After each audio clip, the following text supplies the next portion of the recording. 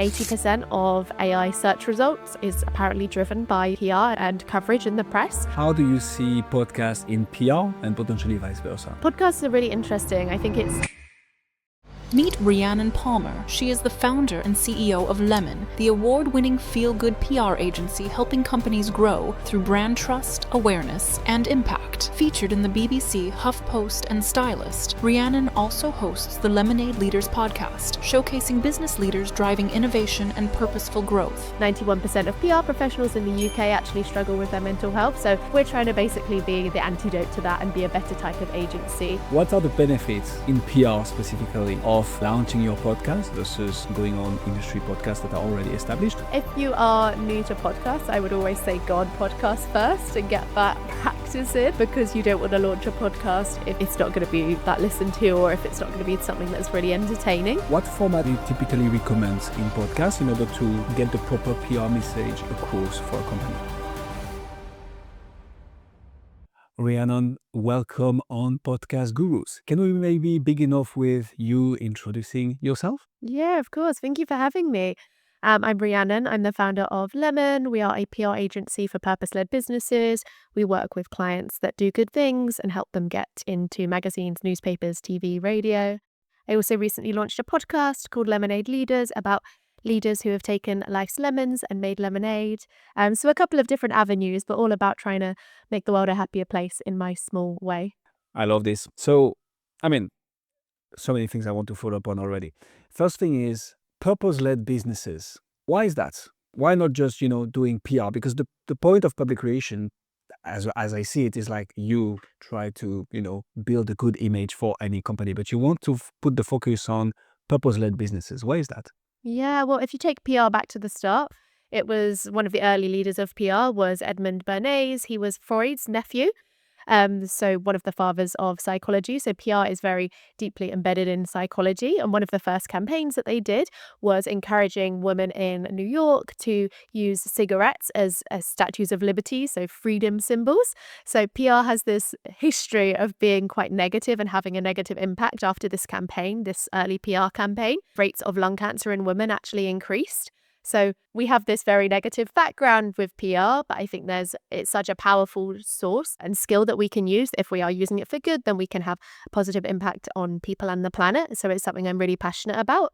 I started my company because I'd worked in big global PR agencies, working on brands that sometimes didn't do the best things in the world, and I know how powerful it can be.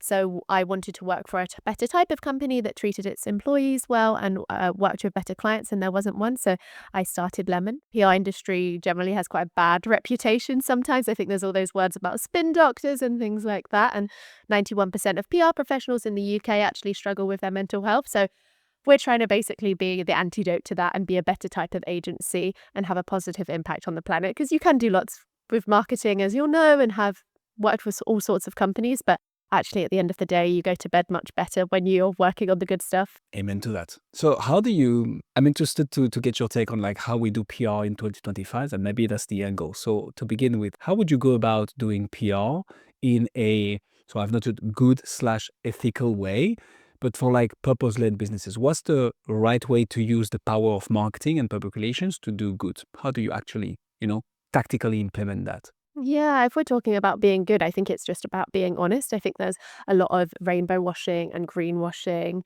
purple washing, all of these things that businesses quite often, when there is a specific day coming up, like Pride, they'll just put out content that is about the LGBTQIA plus community, but actually not be doing stuff themselves that's good.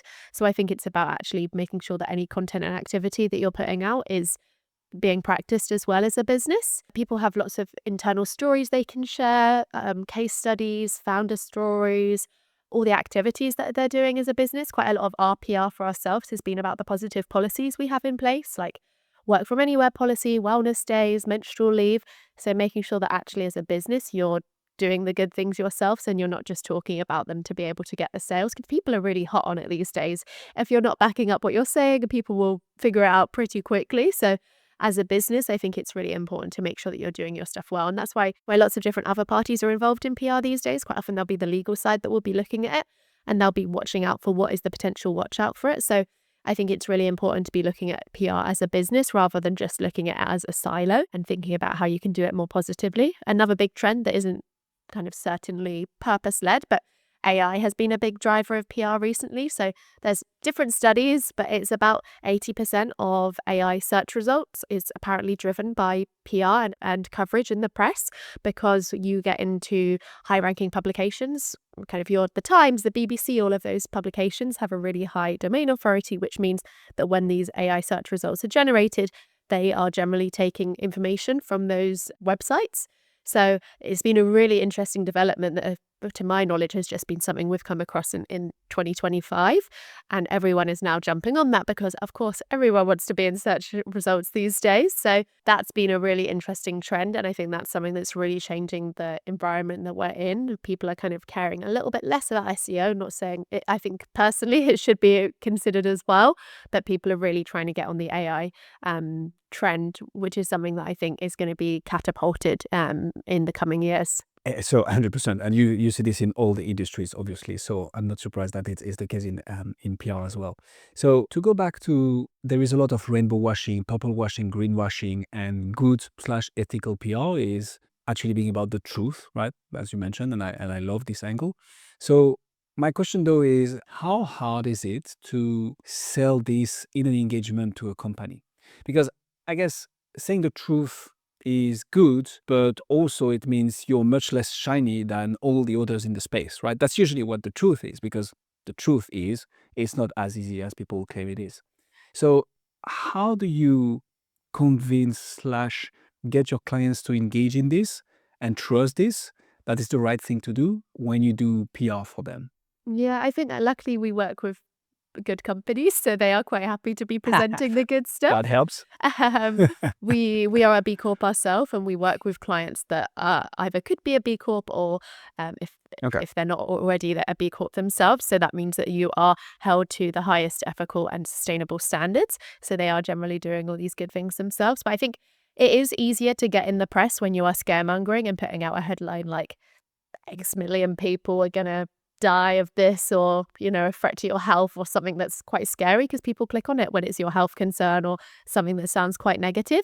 But actually, if you want to be thought positively as a company, you want to associate yourself with the positive headlines, because then naturally people are just going to think negatively if they read that headline and then associate it with your company. So it's a great short-term tactic to get people's eyes on, get press coverage and get a high number of press coverage and a big reach. But actually, if you're thinking long-term about your goals and how you want people to think about you as a company, then you need to be thinking about yourself positively and positioning yourself positively. I think sometimes people think too much about those short-term aims, and lots of PR agencies do, but actually it's a long game. Like with any marketing, you shouldn't be thinking about what you want to achieve this month. You should be thinking about what you want to achieve this decade. Amen. So how do you see the role of podcasts into all this? Because we're going to get back to your own podcast, right, Riannon? But overall, right, as a channel, how do you see podcasts in PR and potentially vice versa? What's your take on it? Yeah, podcasts are really interesting. I know they've been around for a while now, but it still feels quite new comparing to other forms of media like your newspapers and your magazines that have been going for hundreds and hundreds of years. I think podcasts are really interesting because it's a format where people can't scroll in this environment where everyone wants to be so fast paced and everything, but you are sat there. Personally, I'm usually cleaning or cooking or traveling, and I'm not thinking I'm going to scroll past and skip the adverts, which obviously is great if you're a company advertising on a podcast. We also find that our clients they prefer them a lot because you can get your full story out there and communicate it. Whereas if you are in a newspaper, for example, you quite often get your story cut, and they'll just sometimes put the juiciest bits that sound the most exciting. But on a podcast, you've got the opportunity to tell your whole story. Obviously, there might be little bits that are cut, but mostly you get to have that long form conversation, which carries really well. And people really love to connect with the person behind a business. We find we're very analytical in our approach to PR. So we will look at the Google Analytics and the sales and what it means for a business, as well as just saying you've got this piece of press coverage.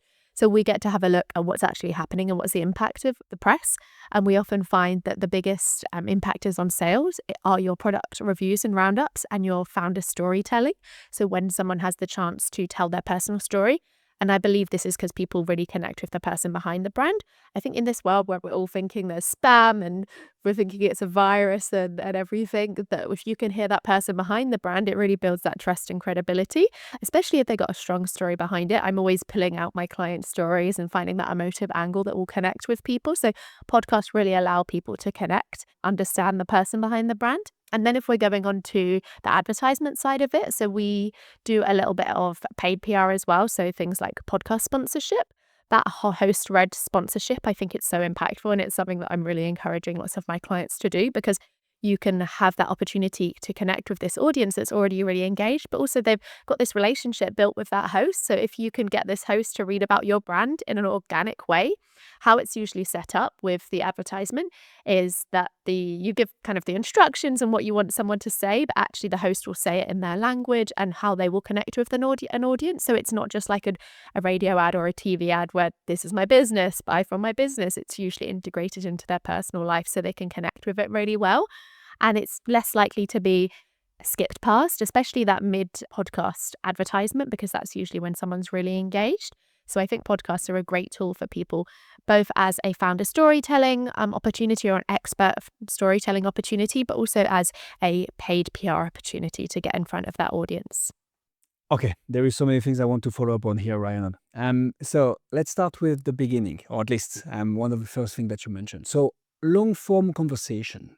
Why is that important in PR today? Like I said, I think you get your conversation cut short in other mediums like newspapers, magazines.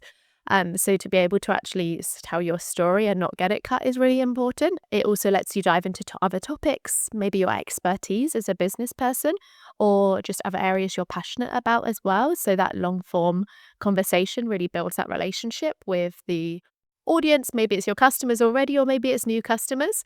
So it's a completely different avenue to your print publications or your online publications, for example. And so to this, I'd add, and that's more from the podcast standpoint than the PR, obviously, but when you see how people are consuming content nowadays, so attention span are decreasing, right? More and more. Articles are shorter and shorter. Time on page is shorter and shorter as well. But on the other hand, you have YouTube absolutely exploding, right? And long form videos absolutely exploding. I think so. It's in February 2025. YouTube claimed 1 billion monthly podcast users. So there is, on one hand, everybody having a shorter attention span, indeed, going on platforms that they know they won't have to, give attention to any piece of content for more than 30 seconds. But on the other hand, and this is what I love about podcasts, and you mentioned it as well, you hit on play, you put your phone in your pocket, and you do laundry, you do chores, you go exercising, whatever you do. And having that long form conversation allows for you to connect with the audience and the audience to connect with you as well. Which leads me to my next question. Something that you insisted on was founder storytelling, right? How do you approach that? What does it mean to do a founder story? The reason I'm asking is, as a consumer, right, or somebody potentially looking for a solution to my problem, that's what I'm looking for. I want solutions to my problem, not necessarily know where the CEO of a company went to university. So what do you mean with this, and why is it that impactful? Obviously, I'm playing the devil's advocate a bit here. You have to. No one wants to know about what university people went to, and I think that's where a PR professional comes in, and just media training, if that's what someone's going to talk about. Sometimes people are naturally gifted and they know what people want to talk about, and they can understand that as well. But it's about building that relationships with someone and finding that emotive side of things. It's like on podcasts, you don't just talk about what you had for dinner last night, unless it was really exciting. You talk about the things that actually people will want to hear about and that are related to that audience. So for example, lots of our clients, which is similar to my podcast, they moment in their life where they've seen a need and a purpose for something and they've created a business. Quite often it's because of a health concern that's happened, or a kind of a business situation, redundancy. There's usually like that moment in their life when they've realized there needs to be a business for this and there isn't one, or if there are companies around, they're not doing it well enough and catering for people. So it's about that kind of emotive side of story that's going to connect with someone that's maybe had that lived experience as well, or has known someone with that lived experience. Especially, for example, we have a couple of disability clients. So when they can talk about their story about how they've become disabled or living with a disability, it's going to connect with the audience who's going to buy their product from them. Because you don't just want to think, for example, if you're living with a disability, maybe you won't connect as much if it was me trying to sell you something as an able-bodied person. who hasn't had that lived experience and I'm trying to sell you a walking aid or a disability platform. Whereas actually, if it's someone who you connect with and has that lived experience yourself, it's going to connect on a much deeper level. Being relatable. Yes. And I think I love this. This is, so at the end of the day, people buy from people they like and they trust. But the first part of the sentence is people buy from people, right? So if there is just a company that says, yeah, we sell this product, it's much less powerful than saying, hey, this is my story. This is why this matters to me. This is why you matter to me. And this is why I want to help you in a non-salesy manner, right? Because you have all the direct response type of channels, ads and so on to trigger sales, obviously, which works more or less. But podcast is going to be much more about this long-term relationship building, trust building that results in, hey, you know me like you've been listening to me for the last few years because you are. So here is what we do for people like you. If you want to engage in this, just take it. If not, enjoy the free value. And I absolutely love that. What format do you typically recommend your clients or even you with your podcast, which we're going to talk about later because I'm super interested to understand what you are doing with this. But so what format do you typically recommend in podcasts in order to get the proper PR message across for a company? I think it really depends on the podcast and what they're discussing and what the opportunity is. I think with any PR, you're looking at that specific client and the audience that they're trying to reach. What will work with one client will not work with another. I think an example of this that's really prevalent at the minute is lots of people are saying, I don't want to be in print magazines or print papers because who's reading print anymore? And it doesn't live on forever. It's not that green content.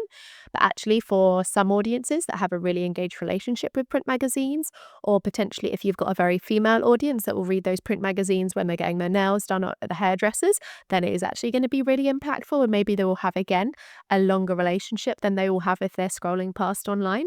And so similarly with podcasts, it really depends who you're talking to, what their audience is. I think you can go quite niche with podcasts, which is really great, and making sure you're getting it in front of that audience that are connecting with them and that host that maybe already has a bit of a relationship there. But it can be things from kind of your host read advertisements, even competition and partnerships with them.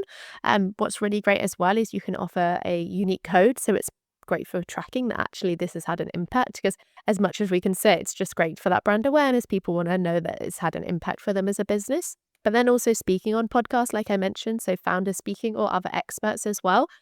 As a founder, you're an expert in your business, but potentially you might have other businesses. One of our clients, they are a insole company, and they basically have this product that helps you run faster and more efficient. And they have all these great experts that we can tap into, like sports trainers, PTs, athletes, physiotherapists. So we can get them on podcasts as well to speak about their expertise. So it's about finding out who you have, who are your assets, and also who is maybe going to perform best on a podcast as well, because you might have the best founder in the world who's making loads of money, but if they are not media friendly and they don't want to be on a podcast, because we have some founders and they say, no, I don't want to be in the media. Actually, I'm shy, or it's not something for me, which we're always trying to push them and get them there because it's great for your business. But at the end of the day, if they're not going to perform well and connect with the people at the other side, then it's best that they probably stay in the shadows. Love this. It will be mainly an interview format, right? Is that what I understand, Riannon? Or it can It be about depends. actually Yeah, it just really solo depends. hosted? It depends on the Okay. podcast. So it can be an interview, or it could be like a slot where it's like an expert to speak about this. And there's that crossover as well. I think lots of radio shows are creating their own podcasts these days from that content. So sometimes they will have a specific, like one of our clients is going to go on BBC Radio 2 very soon to do this specific slot that they have. So it really depends on exactly what it is. Like you'd know, it's about seeing who the audience is and what the podcast is, and not just saying this is going to work for everyone, but tailoring your approach. So talk to me about traditional paid placements versus podcast sponsorship, right? So traditionally, what do we typically do in PR? How is that performing? And why do you particularly push your clients to do podcast sponsorship as well? What's the PR traditional way to do it and podcast way to do it when it comes to paid placements? Yeah, PR generally is earned media. So you're earning your place in the press by knowing journalists and knowing what journalists are writing about. That's what we predominantly do as an agency. You can have the option where it's like advertorials. So advertorials are if you go online and it says at the top sponsored or ad, that will be something. Or email newsletters. Well, I think I'm a big believer in email newsletters still because you can have a connection sometimes. Like Stylist does this really well. You'll get an email inbox into your inbox, and it will say, this brand has done this partnership with them, but it's done in such an editorial way that it's interesting and you actually want to read it, but it has such a lot of messaging in there as well. You also have your kind of paid advertisement, which is different from PR, but that's when you see like adverts in newspapers or online. You still in magazines and newspapers, but it's more of the advertisement side of it. But I think these days, if you're reading a print publication, you are going to skip past an advert when you see it, or online as well. It's those annoying pop-ups that we're always trying to close as soon as possible. Whereas a podcast, like you said before, you can put your phone down and you are less likely to skip past it. So I think that's at the end of the day, what's really important is to make sure that people aren't going to skip past that ad. That's the beauty of PR usually, is because it's more interesting content that's editorial. So similarly, with whatever paid stuff you're going to be doing, it should be interesting to people and exciting and not just about being so salesy, because that's when it's not going to work. So the podcast side of things can work well when it's a host-led something and they're going to make it really unique and relevant to their life, which your audience is already bought into. Sometimes you hear host-led things and they'll be talking about it. Like I know there's this podcast that I listen to and it's a husband and wife and they'll be talking about cooking dinner, and then it's just HelloFresh is kind of slotted in there naturally and organically. And similarly, like I was saying with that Well Stylist played. newsletter, yeah, done really organically. So just as long as you're keeping it organic and entertaining, that's the type of stuff that's going to work really well in any format. But podcasts do it so naturally because they've already got this relationship built. Do you typically recommend your clients going on other people's podcasts or starting their own? Or because I know you're going to say it depends based on the need and what you want to achieve. So let me put a bit more context in here. What are the benefits in PR specifically of launching your podcast versus going on industry podcasts that are already established? And what are the cons of each? Yeah, I mean, if you are new to podcasts, I would always say go on podcast first and get that practice in, because you don't want to launch a podcast if it's not going to be that listened to or if it's not going to be something that's really entertaining. So actually getting on there and understanding other people's format and practicing how you might speak on podcasts, I'd say that would definitely be my first step. And it's very different. As I said, ideally you'd have both. If you've got the budget and the capacity and the ability to have both, you would appear on podcasts and you would have your own tied to your company that is really interesting and has a unique perspective as well, because there's lots of podcasts these days. So it's about standing out in that crowded market. But if you can be on both sides of it, so if you can speak on other people's podcasts, it's going to be a great advertisement for your podcast. Likewise, if you can create your own podcast, it gives you different opportunities. You can invite different guests on, so you might get more opportunities to speak on other people's podcasts. And obviously, if it's your own podcast, you're getting a lot more messaging and a lot more opportunities to get that brand in naturally, rather than when you're on someone else's, it's just that one and done. So I agree. I think it's also about having to build your own audience versus going on an already established audience. But that's the thing, that going on an audience, on a platform that has an audience but that doesn't belong to you, if I can use such terms, versus building your own, which is going to be a bit more the long-term play, but then it's 100% your own. And you know that people are coming for you, for your brand, for your founder story. And of course, everything that you just mentioned, Riannon, which makes a lot of sense to me. So let's talk about your podcast then. Lemonade Leaders. What is that? Yeah, well, you kind of will see that my whole kind of brand and the company's brand is all about lemon. So our name is Lemon, spelt phonetically. We have this bright yellow coloring and everything. And it had been something I'd been thinking about for a long time, starting a podcast. As you said, it gives you that channel where you can communicate directly with people and build your audience. And it's also a great marketing channel. I think I have always been a big advocate of preferring to do the marketing side of things rather than your cold sales calls. It's not something that I mean, I have done it in the past. When I started, it was lots of that cold emailing to get clients and things like that. And it's definitely something people have to do at some point. But when you are more of an established brand, to be able to do the marketing and actually build that brand awareness and credibility is much easier to get people to come to you rather than doing all that sales where people might not be that interested, or it might be not be the right time. Whereas if you can communicate with lots of different people, when it is the right time for them, they'll come to you and already know that you're an authority in that space. So podcast was kind of the next step to what we'd already been doing. We've been doing our own PR and marketing and everything. And I had spoke to someone and she said it's actually a lot easier to start a podcast than you think.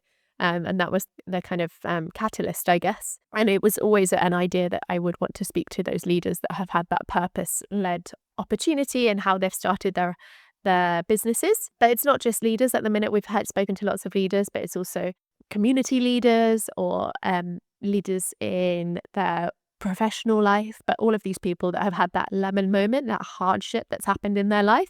And instead of, which lots of us could do, you could easily think, that's it, actually, I'm going to take a step back. They've taken it as the opportunity to start something amazing. We've had people that we've had this woman fund me who has this amazing business, Clipnex, and she had a stroke 7 days after having a baby.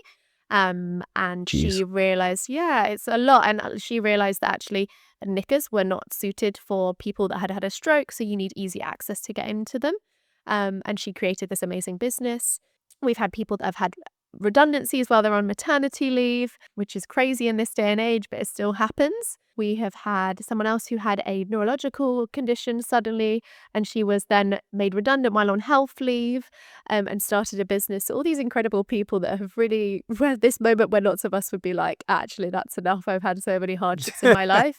They've I taken give it. up. Yeah, exactly. That would be the easy path. They've taken it as this opportunity to say, actually, I'm going to create something else. And quite often, I think with all of the people I've spoken to so far, it's actually been something that have helped other people because they've seen a gap and a need, and then they've made an impact on other people's lives. So especially when people have had really tough things that have happened to them, that they're then impacting other people's lives in a positive way is really inspiring and really motivational. You hear these people's story. I remember my sister messaged me after one of the episodes and said, I was having a bit of a bad week, but actually I'm going to really go and have an inspired day now because this person has had a really tough thing happen to them and they've gone and smashed it and created a new opportunity for them and other people. So your sister listened to the podcast and then she decided to make lemonades out of her week. Yes, That's yeah, the idea. exactly. Yeah, it's really funny. I get lots of people sending me like cloves and things that they see in shop whenever they That's see super lemons, cool. because it's a big part of my life now. That's good branding here, Riannon. That's really solid. Yeah, of course. We're in the industry. We've got to do it ourselves. A big believer in practicing what you preach. No, I like that. So the podcast is what? Is it a brand building exercise? Is it something to kind of embrace your philosophy, which is, hey, we make lemonades out of lemon, and like this is the business value? Is it a lead gen exercise? Is it a bit all of them three? Like how much have you thought through the podcast launch and the podcast concept and the podcast objective before launching the show? Because you're very right. Nothing is easier now than launching a podcast. Literally, it can be done in I'm half an sure hour. there's some other stuff that's easier, but it's not as hard as you think. Fair enough. But it's one of the easy things. But it's like planning it properly and achieving the objectives behind it is the hard part. Like any channel, really. It's not just a podcast. But so in your case, what's behind this? What's the purpose? What's the objective? And how are you making sure that you're delivering on this objective with the podcast? Yeah, of course. I think, like I said, it's a marketing opportunity for us. So it gives us lots of different material. Like with anything I do in life, if I'm going to do something, I will do it really well. So we've been launching social media. We've been getting PR coverage for it in the press, included in our email marketing. It just gives us something different to discuss with the audience. I think one of the hardest PR things to PR as an agency because it's not that exciting. We've obviously got lots of positive policies, but now this has given us something different. So we've had some journalists who are covering the whole, this person has said their story on Lemonade Leaders, spoke to the host, Riannon Palmer. So that press coverage has been really great That's for good. us. So getting that awareness out about us, building that credibility.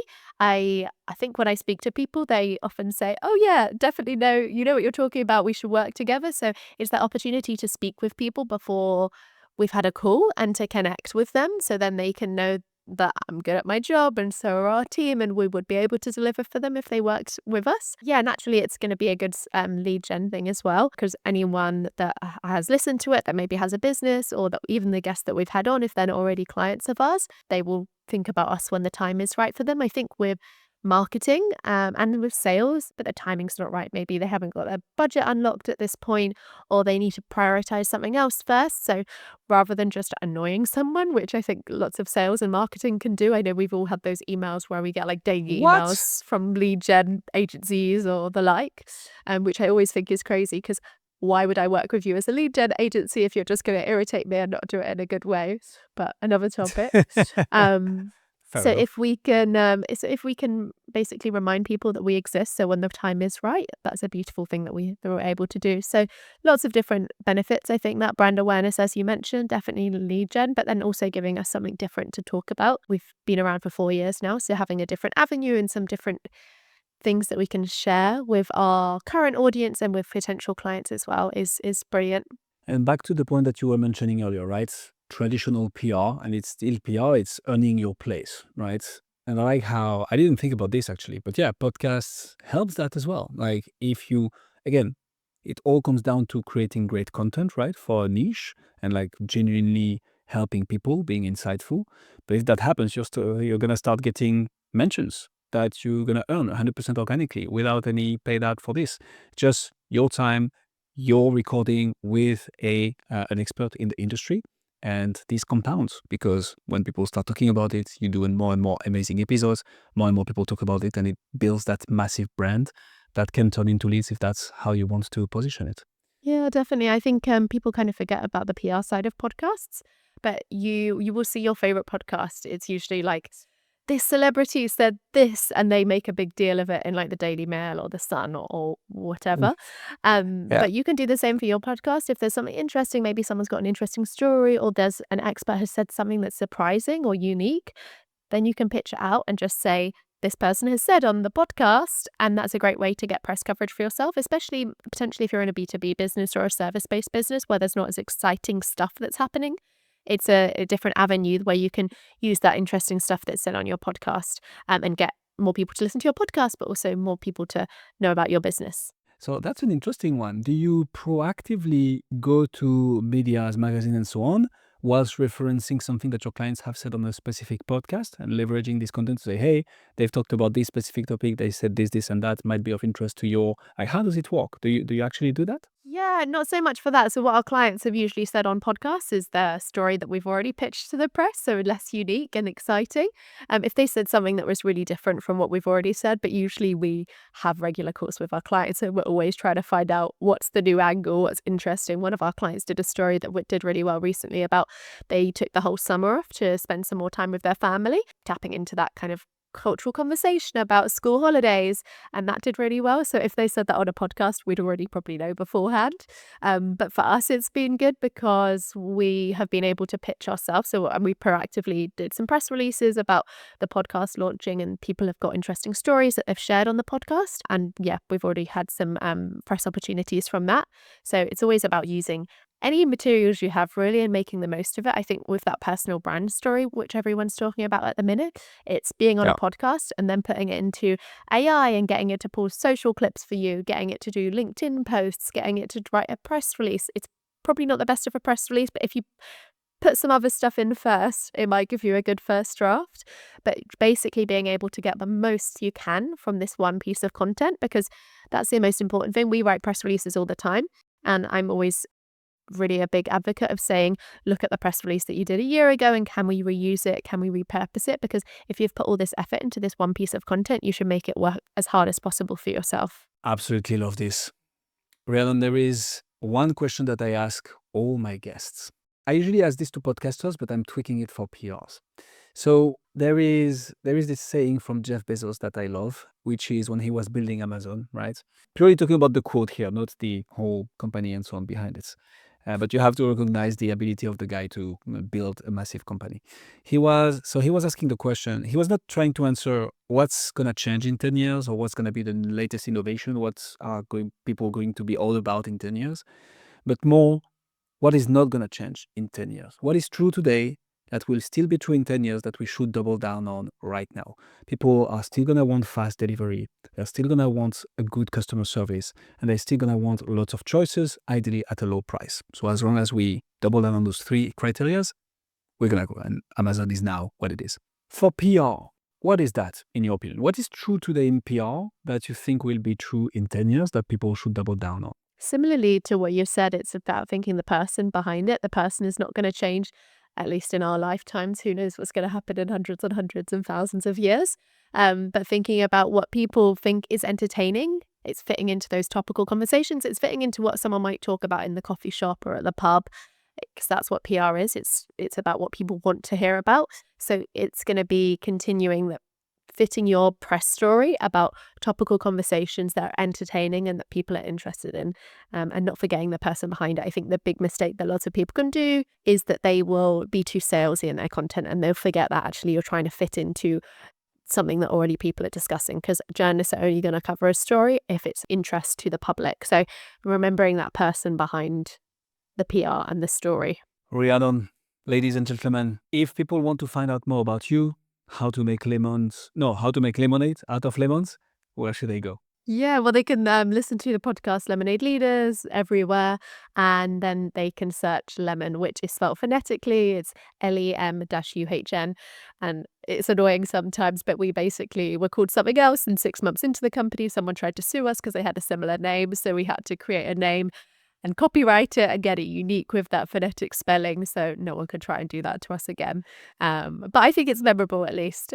You made lemonade out of lemon. I'm going to use this expression a lot now, Riannon. We'll put all the links in the description. Riannon, thank you so much for coming on Podcast Gurus. Thank you.